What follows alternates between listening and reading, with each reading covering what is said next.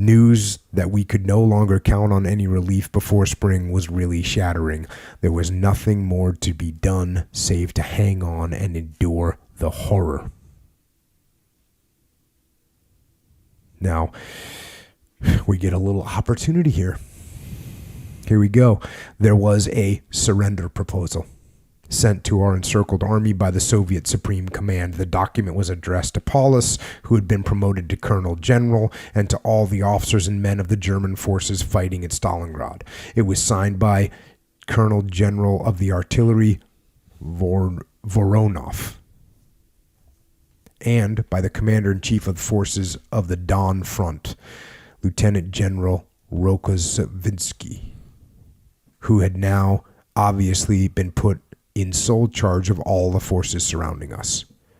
The proposal began with a short, factual, and largely correct evaluation of our situation. In particular, it stressed the catastrophic state of supply of our troops who were suffering from hunger, cold and sickness, lack of winter clothing, and terribly insanitary conditions. Realistic possibilities of breaking the encircling ring no longer existed. Any further resistance in such a hopeless situation had to be senseless. Therefore, in order to avoid further unnecessary shedding of blood, the Red Army was proposing a number of terms. The document ended with a reference directed to the Commander-in-Chief of Stalingrad Army, pointing out that in the event of refusal, the forces of the Red Army and Air Force would be obliged to destroy the pocket for which he, Colonel General Paulus, would bear the responsibility. You still got 200,000 people, and you get an offer.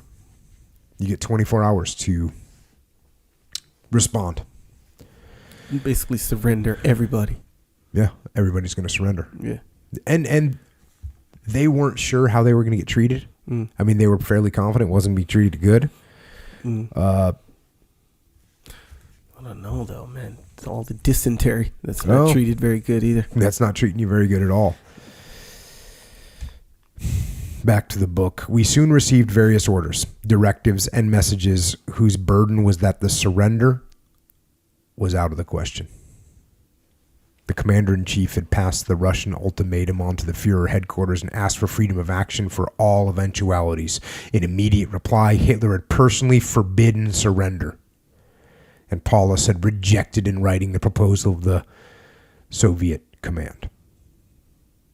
The troops were not to be informed in detail, but from now on, they were ordered to fire without warning on flags of truce appearing near the front lines. This instruction from Army, which we received by radio, was especially revealing as to the intentions of leadership. In our staff, it was received with rejection and objection because it was a clear breach of international law. So they don't get told like, hey, we're not surrendering. What they get told is, if you see anyone with flags of truce, shoot them immediately, which is basically saying we're not surrendering. Back to the book. I was reminded again of Hitler's high-sounding words about the invincibility of the German soldier for whom nothing must be seen to be impossible. The very thought of capitulation must be irreconcilable with the prestige of the supreme warlord. He puts that in quotes every time. I don't call it out every time, but he does.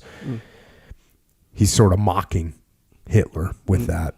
In his speech in Munich shortly before our encirclement, he had he not solemnly sworn, "You may rest assured, I repeat this with full responsibility before God and history, that we shall never again leave Stalingrad, never again.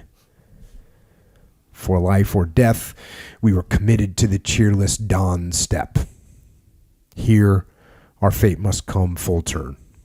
The most terrible weeks were still before us, and during those icy days in January, the fearful premonition of what was to come descended upon us like a lead weight.